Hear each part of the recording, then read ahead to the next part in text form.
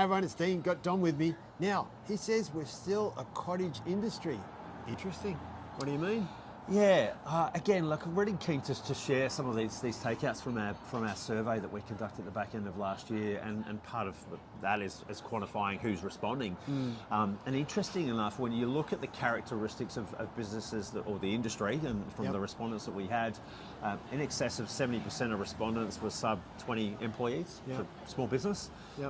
Over 90% of respondents were sub 5 mil turnover. Again, small business. And if I overlay that with some of the conversations I've had around some of the property management software providers, obviously not mentioning any names, but some of the larger ones that have good market share, on average, or say on average, 86, 87% of those portfolios are sub 500 properties under management.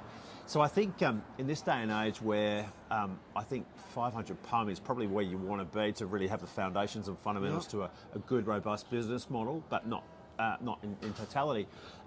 Just to me screams that it's still very much a cottage industry. And I think when you're looking at it through, the way I look at it is that Through a banker's eyes. Through a banker's eyes.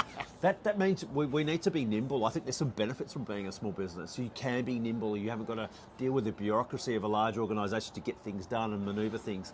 So I think there's a real opportunity in being a small business. It does come with its challenges though. Yeah. And I think Volatility, exactly. And I think as we're going through the market conditions that we are now, where things clearly are changing, the landscape is changing around us, and there is some volatility out there.